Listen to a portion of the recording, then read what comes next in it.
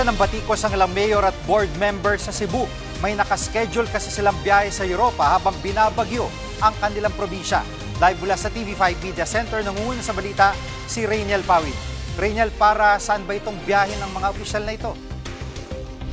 Hinihilingan ng Foreign Travel Authority yung 7 Cebu mayors at isang board member patungo naman ng Europa. Ilan nga dito sa mga nag-request ng Travel Authority ay sina Catmon Mayor Avis Ginoo Monleon, San Francisco Mayor Alfredo Arquiliano Jr., Tudela Mayor Greman Solante, Poro Mayor Edgar Rama, Pilar Mayor Manuel Santiago, Compostela Mayor Felihur Quino, Liloan Mayor Aljo Fernando Frasco at Cebu Board Member Red Duterte. Base nga sa mga dokumento ay patungo ng United Kingdom itong mga opisyal. Personal travel daw itong pagtungo nga sa United Kingdom o sa Europe nitong mga opisyal na ito. Nagsimula yung pag-alis noong October 30 at yung pinaka-late naman na uwi o babalik sana ay sa November 11 pa. Lahat ng yan ay naiproseso yung request sa pagitan ng September 3 hanggang September 24 at pirmado naman ni Cebu Governor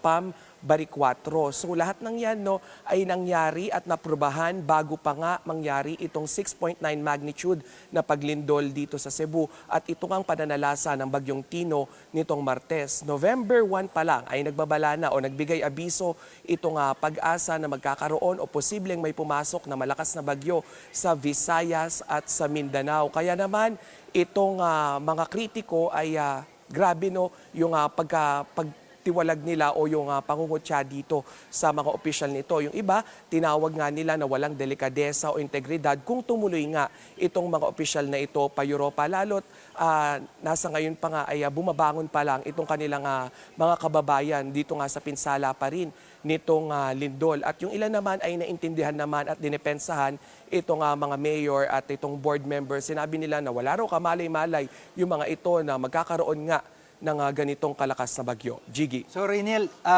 ito'y natuloy din sila o kumbaga parang nandun pa lang yung mga permiso nila para makabiyahe?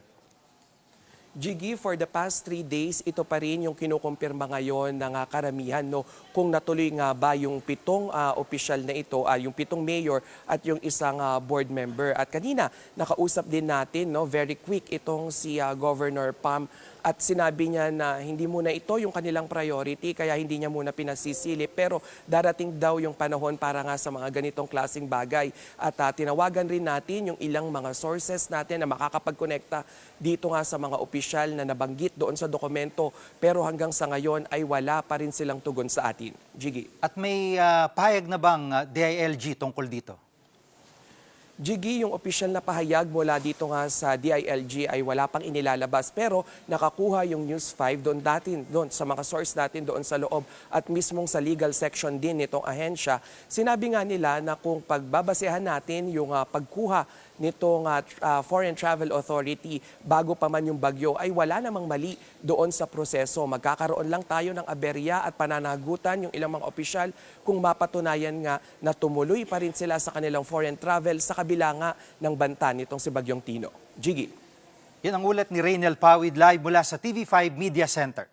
Mga kapatid, Jiggy Manikad po. Pagdating sa mahalagang balita sa loob at labas ng bansa, dapat una sa lahat, mag-follow at mag-subscribe na sa social media pages ng News 5.